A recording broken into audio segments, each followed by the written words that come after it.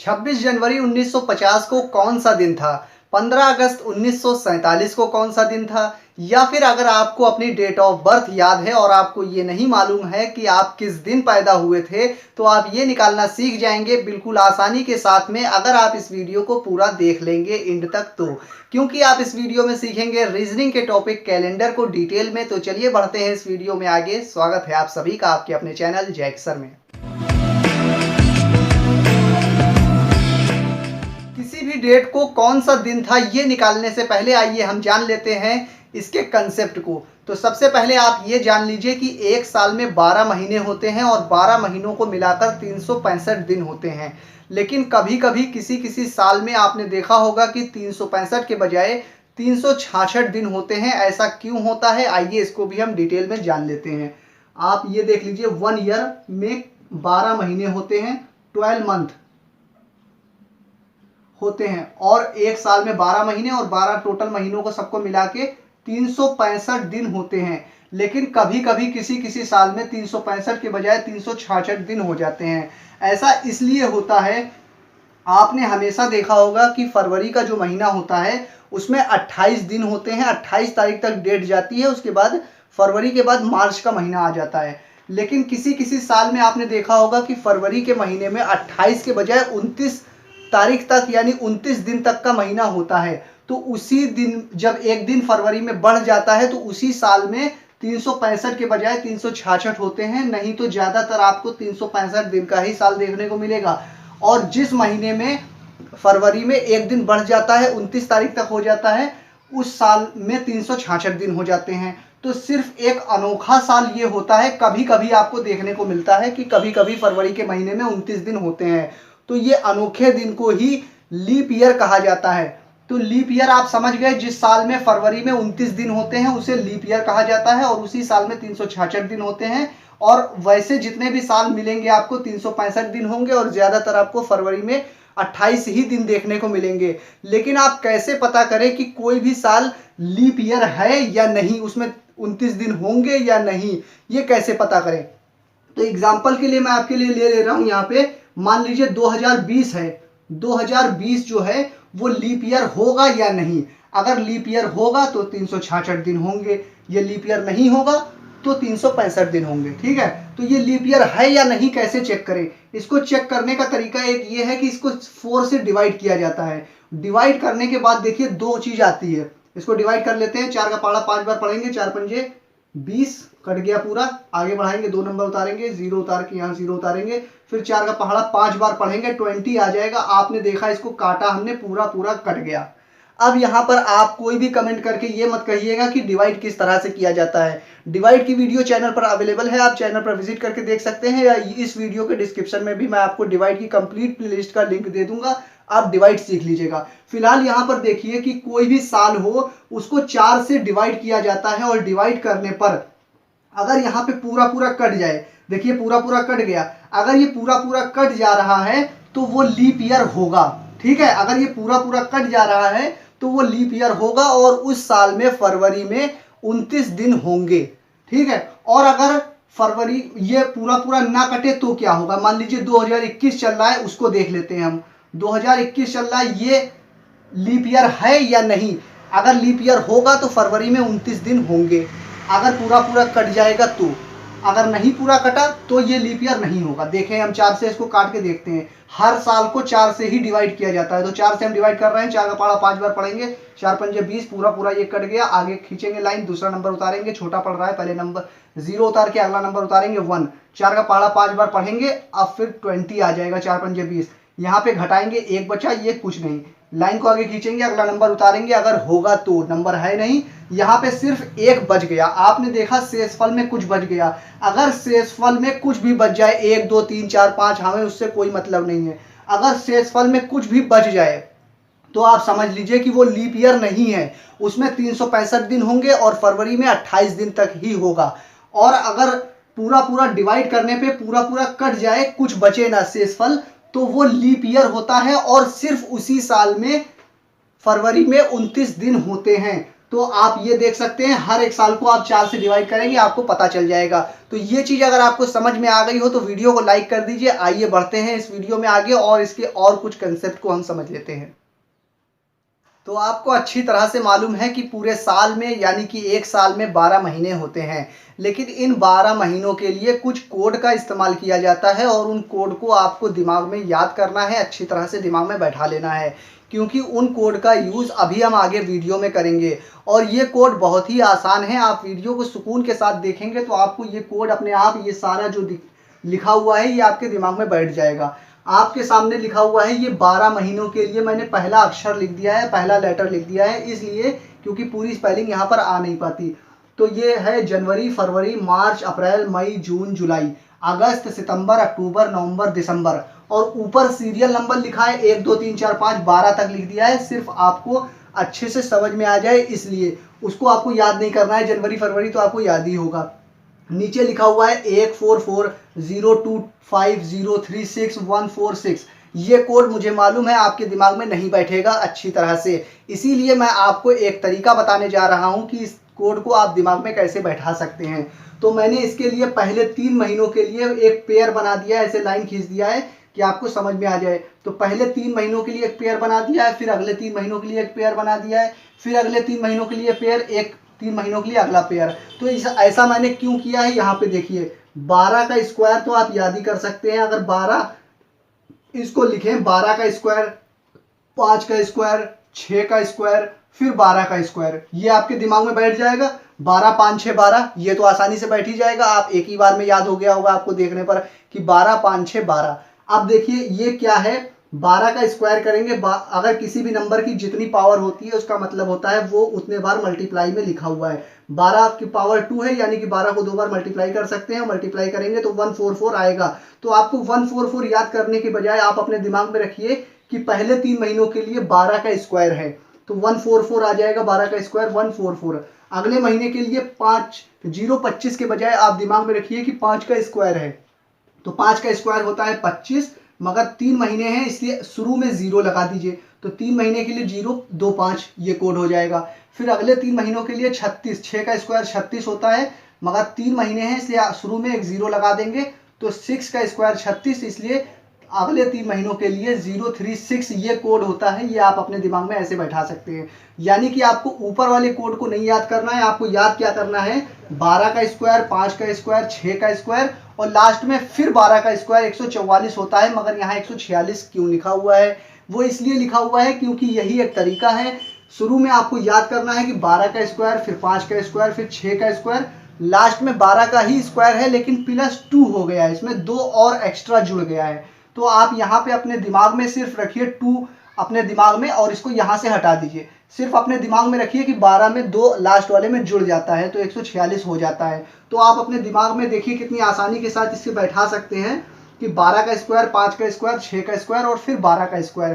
तो ये आप 3-3 महीनों के लिए अपने उंगली पर ऐसे रख लीजिए, ये 3 महीने, फिर 3 महीने, फिर 3 महीने, फिर 3 महीने। तो 12 5 6 12, 12 का स्क्वायर, 5 का स्क्वायर, 6 का स्क्वायर, 12 का स्क्वायर, लास्ट में 2 और जोड़ दीजिए तो लास्ट वाला कोड आ जाएगा। नीचे क्या लिखा हुआ है ये देख लीजिए आप। ऊपर जो कोड है ये कोई भी साल हो, हर एक साल के लिए ऊपर वाले कोड का इस्तेमाल किया जाता है, वो आपको याद हो गया होगा मैं उम्मीद करता हूं। और नीचे जो लिखा हुआ है 03, ये सिर्फ लीप ईयर के लिए लिखा हुआ है। लीप ईयर आपको अच्छे से समझ में पहले ही आ गया होगा कि जो भी साल को हम डिवाइड करें 4 से यानी कि 4 से, और डिवाइड करने पर वो पूरा पूरा डिवाइड हो जाए, शेषफल में कुछ भी ना बचे, तो उसे लीप ईयर कहा जाता है। अगर वो लीप ईयर है, डिवाइड करने पूरा पूरा कट गया है, तब जनवरी के महीने का कोड 0 हो जाएगा और फरवरी के महीने का कोड 3 हो जाएगा, यानी ऊपर वाले से एक कम इसका हो जाएगा और इसका 4 था तो एक कम 3 हो जाएगा, एक एक कम हो जाएगा। इस तरह से भी आप अपने दिमाग में याद रख सकते हैं। तो सिर्फ लीप ईयर के लिए जनवरी का 0 और फरवरी का 3, बाकी सबके लिए ऊपरी वाला कोड रहेगा, जो कि आपको याद भी नहीं करना है। आपको दिमाग में रखना क्या है, 12 का स्क्वायर, 5 का स्क्वायर, 6 का स्क्वायर और 12 का स्क्वायर, ये स्क्वायर रहेगा, मगर आप दिमाग में रखेंगे 12 5 6 12 +2, इस तरह से आप अपने दिमाग में रखेंगे। और साथ ही साथ में इतने कोड को याद करते ही देखिए आप कितने सवालों को कर सकते हैं, वो भी आइए यहीं पर समझ लेते हैं हम। कुछ सवाल आपसे इस तरह से पूछा जाता है कि 2020 में 15 दिसंबर को जो दिन था तो उस साल के कौन से महीने में उसी तारीख को वो दिन होगा। तो ऐसे कैसे आप निकालेंगे? जनवरी दिसंबर के महीने में 2020 में 15 तारीख को जो दिन था तो उसी साल में कौन से महीने में वही दिन उसी तारीख को होगा। तो आप कैसे देखेंगे? यहाँ पे देखिए दिसंबर का कोड 6 है तो सिर्फ सितंबर के महीने में ही वही दिन होगा। यानी कि दिसंबर की 1 तारीख को अगर मंडे था तो यहाँ पे भी 1 तारीख को मंडे होगा। 2 तारीख को कोई दिन था तो यहाँ पे भी 2 तारीख को वही दिन होगा। 15 तारीख को जो दिन था वहाँ यहाँ पर भी 15 तारीख को वही दिन होगा। तो सवाल आपसे बहुत सारे इसमें से बन जाएंगे कि 15 दिसंबर 2020 को जो दिन था तो उसी साल में कौन से महीने में वही दिन उसी तारीख को होगा। तो आप यहाँ पे कोड को देखकर निकाल सकते हैं। जो कोड सेम है उसके सारे दिन भी सेम होंगे। उसी तरह से नवंबर में देखिए 4 है तो मार्च में और फरवरी में वही कोड है। इसका मतलब फरवरी का, मार्च का और नवंबर के सारे दिन अगर आप कैलेंडर में चेक करेंगे उसी साल में तो वही दिन आपको देखने को मिलेंगे। तो आपसे कोई भी क्वेश्चन इस तरह से पूछे कि 20 फरवरी 2021 को जो दिन था उसी साल में यानी 2021 में ही तो उसी साल में कौन से महीने में उसी तारीख को वही दिन होगा। तो अगर 20 तारीख को पूछा है तो मार्च में भी वही होगा अगर ऑप्शन में है तो, नहीं तो नवंबर में भी होगा क्योंकि इसका और इसका कोड सेम है। और 0 यहाँ है यानी कि इन दोनों का सारे दिन सेम होंगे और बाकी कोई तो सेम है नहीं, बस यही चीज। और यहाँ पे देखिए जनवरी सेम है, यहाँ पे अक्टूबर सेम है। तो आप यहाँ कोड देखकर भी निकाल सकते हैं। तो ये चीज भी अगर आपको अच्छे से समझ में आ गई हो तो वीडियो को लाइक कर दीजिए, चैनल को सब्सक्राइब करके बेल आइकन दबा लीजिए। आइए बढ़ते हैं और आगे और कुछ और कंसेप्ट को समझ लेते हैं। तो आपकी स्क्रीन पर कुछ शताब्दी के कोड लिखे हुए हैं मगर इसे आपको सिर्फ समझना है, याद नहीं करना है कि कौन सी शताब्दी के लिए कौन सा कोड यूज होगा। सिर्फ आप समझ लीजिए बस।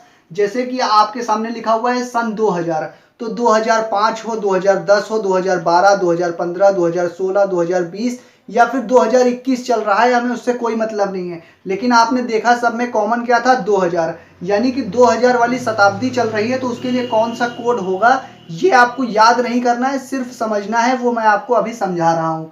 1900 वाली शताब्दी चल रही है, मान लो 1947 है, 1950 है, 1960 चल रहा है, 1975 चल रहा है, मगर उसमें कौन सा कोड यूज होगा? क्योंकि शताब्दी तो 1900 की ही चल रही है। 1857 है तो 57 से हमें मतलब नहीं है, मगर शताब्दी कौन सी है? 1800। तो 1800 वाली शताब्दी के लिए कौन सा कोड होगा? 2 होगा। 1900 के लिए 2, इसके लिए 6। ये आपको याद नहीं करना है, इसे समझना है। तो समझने के लिए आप क्या करेंगे? कोई भी शताब्दी आपको दी है, मान लीजिए 1600 दिया हुआ है, कोई भी शताब्दी दी है उसको सिर्फ आप सिंपली 400 से डिवाइड करिए और 400 से डिवाइड करने पे हमेशा 3 आंसर आएंगे आपके। क्या क्या आएंगे? या तो 0 आएगा, या तो शेषफल में 100 बचेगा, या शेषफल में 200 बचेगा, या शेषफल में 300 बचेगा। बस ये 4 चीज आएगी। या तो घटाने पर आपका कुछ नहीं बचेगा 0, या घटाने पर शेषफल में 100 बचेगा, या 200 बचेगा, या 300 बचेगा शेषफल में। तो उनके लिए क्या क्या कोड इस्तेमाल होगा? जैसे कि 1600 को 400 से डिवाइड करेंगे तो इसका 4 बार पढ़ा पड़ेंगे, 2 0 आ गया, 4 चौक 16। इसको घटाएंगे तो देखिए पूरा कट गया, कुछ भी नहीं बचा। यानी कि जब कुछ भी ना बचे, शेषफल में 0 बचे, तब उस शताब्दी के लिए कौन सा कोड होता है? 6 होता है। यानी कि देखिए हमने 1600 को डिवाइड किया, कुछ नहीं बचा, शेषफल में कुछ नहीं बचा यानी कि 0। तो जब शेषफल में कुछ ना बचे तो उस शताब्दी का कोड 6 होता है। ये चीज आप समझ गए। दूसरी चीज देख लिए 1700 लिखा हुआ है। 1700 को अगर हम 400 से डिवाइड करेंगे, हर एक शताब्दी को आपको 400 से डिवाइड करके चेक करना है, ठीक है। तो 400 से हम डिवाइड इसे करेंगे तो 4 बार पढ़ा पड़ेंगे, 4 का 2 बार 2 0 आ जाएगा, 4 का 4 में मल्टीप्लाई करेंगे 1600 आ जाएगा। घटाएंगे तो यहाँ देखिए 0 में 0 गया, 0 ही बचेगा, यहाँ भी 0। इसमें 7 में से 6 घटाएंगे तो 1 बचा, यहाँ कुछ नहीं, ठीक है। यहाँ पे आप अब ये मत कहिएगा कि कट्टम क्यों नहीं लगाया। ये लास्ट वाले में अगर कुछ बच रहा है तो 0 भी आप लिख सकते हैं। अगर उसके आगे नंबर है तो उसको आप 0 ही लिखिए, काटेंगे तो फिर गड़बड़ हो जाएगा, ठीक है। तो यहाँ पे शेषफल में आपने देखा क्या बचा? 100 बचा।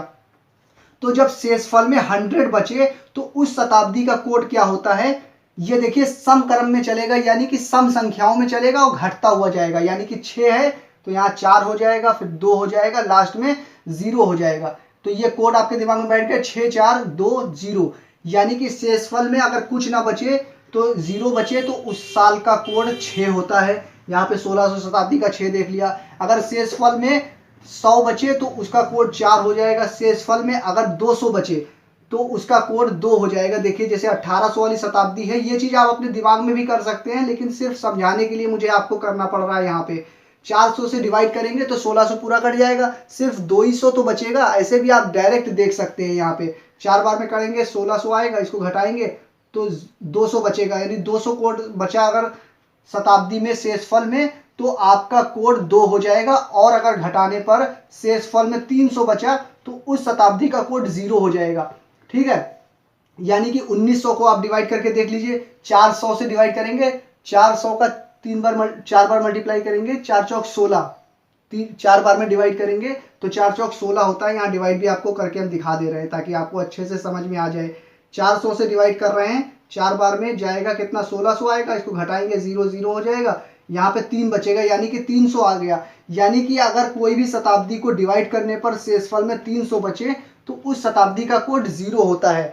तो इस तरह से आप समझ गए। मैं उम्मीद करता हूं कि आप समझ गए होंगे कि शताब्दी का कोड किस तरह से आप दिमाग में बैठाएंगे। ये ऊपर सिर्फ मैंने आपको समझाने के लिए लिखा था, लेकिन आपको याद दिमाग में ये रखना है कि जिसको भी डिवाइड करने पर शेषफल में कुछ ना बचे, उस शताब्दी का कोड 6, डिवाइड करने पर शेषफल में अगर 100 बचे तो 4 शताब्दी कोड, अगर शेषफल में 200 बचे तो शताब्दी कोड 2, अगर शेषफल में 300 बचे तो शताब्दी कोड 0 हो जाएगा। बस आपको डिवाइड करना है 400 से और चेक कर लेना है। बस अब आपको कुछ भी समझना नहीं है। अब चल रहे हैं हम सीधे सवाल की तरफ, और कोई भी डेट लेते हैं और निकाल कर देखते हैं कि किस तरह से हम निकाल सकते हैं कि किसी भी डेट को कौन सा दिन था।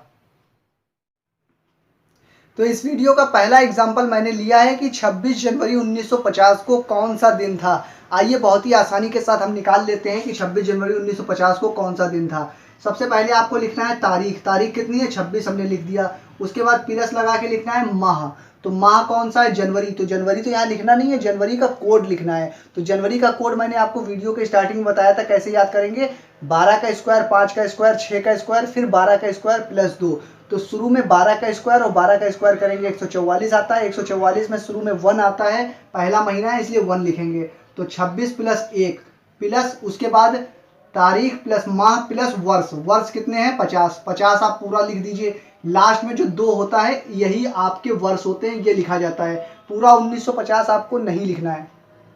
उसके बाद आपको क्या करना है, आपको यहाँ लीप वर्ष लिखना है। लीप वर्ष कैसे लिखेंगे, ये जो 50 है इसको 4 से डिवाइड कीजिए। 50 को आप 4 से डिवाइड कीजिए और देखिए कितना बार में पूरा पूरा कटेगा। 4 का पहाड़ा 1 बार पढ़ेंगे 4 आएगा, घटाएंगे 1 बचा, 0 उतार लेंगे। 4 का पहाड़ा 2 बार पढ़ेंगे तो कितना आएगा, 8 आएगा, घटाएंगे 2 बच गया। यानी कि 2 तो ज़्यादा हो गया। यानी कि अगर 48 होता और 48 को आप 4 से डिवाइड करते, 1948 होता और 4 से डिवाइड करते तो पूरा पूरा कट जाता। पूरा पूरा कट जाता है, इसका मतलब वो लीप वर्ष होता। तो आपको ये पता चल गया कि 1948 तक लीप वर्ष था।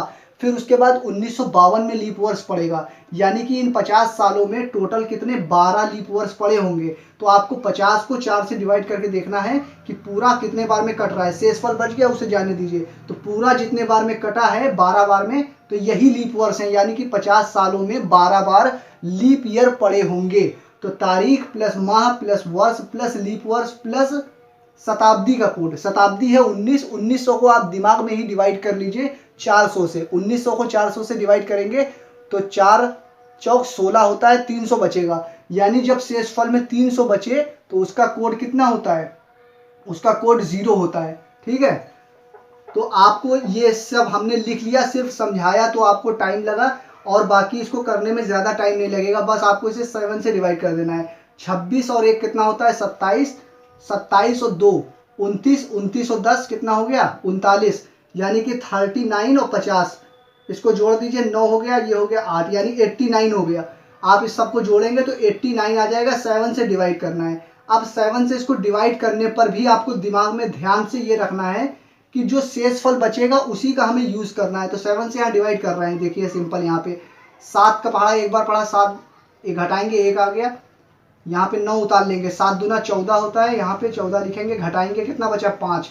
आपको यहाँ पे सिर्फ शेषफल से मतलब बचा। यानी कि ये जो पूरा जोड़ने के बाद 89 आया उसे 7 से डिवाइड करने पर पूरा 12 बार में कट गया। वो 12 बार में कटे 15 बार में, उससे हमें मतलब नहीं है। लास्ट में आपको जब 7 से डिवाइड करते हैं तो जो शेषफल बचता है बस इसी का मेन काम बचा है। और उसके लिए आप अपनी स्क्रीन पर यहाँ देख सकते हैं जो पूरे 7 दिन होते हैं हफ्ते में, उसके लिए क्या कोड होता है। तो दिन का कोड याद करने के लिए आप अपने मुंह से अगर बोलते हैं तो सबसे पहले आपके मुंह से क्या निकलता है, संडे मंडे ट्यूसडे, ऐसे आपके मुंह से निकलता है। यानी कि पहले दिन का कोड आपको याद क्या रखना है, संडे का 1 होता है। जो आपके मुंह से निकल रहा है वही सही है, यानी कि संडे का कोड 1 होता है, संडे पहला दिन होता है। तो संडे के लिए आप पहले दिन के लिए 1 यूज़ करेंगे, फिर ट्यूसडे, संडे के बाद मंडे, मंडे के लिए 2, ट्यूसडे के लिए 3, वेडनेसडे के लिए 4, थर्सडे के लिए 5, सैटरडे और फ्राइडे के लिए 6 और सैटरडे के लिए 7 कोड नहीं इस्तेमाल करेंगे, 0 इस्तेमाल करेंगे।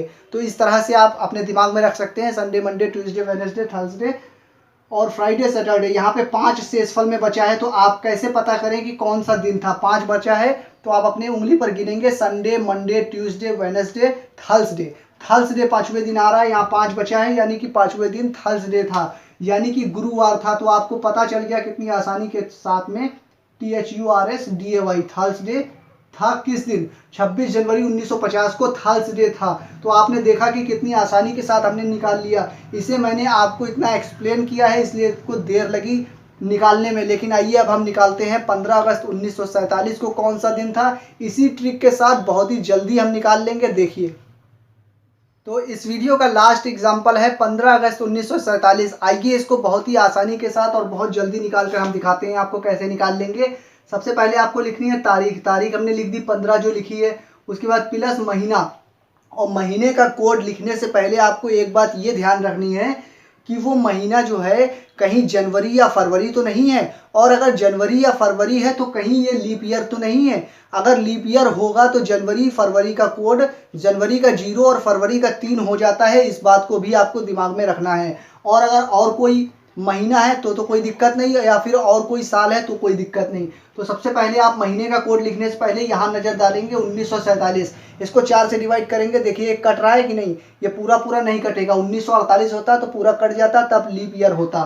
तो ये लीप ईयर नहीं है, हमें कोई दिक्कत की बात नहीं है। दूसरी चीज़, ये महीना भी जनवरी या फरवरी तो है नहीं, अगस्त का महीना है। तो 15 हमने लिख दिया। अगस्त का कोड कैसे लिखेंगे, अगस्त 8वां महीना है, तो ये 3 और 3 6 और 8वां महीना इस वाली उंगली पर आएगा, यानी तीसरी उंगली पर, यानी इस उंगली पर आएगा।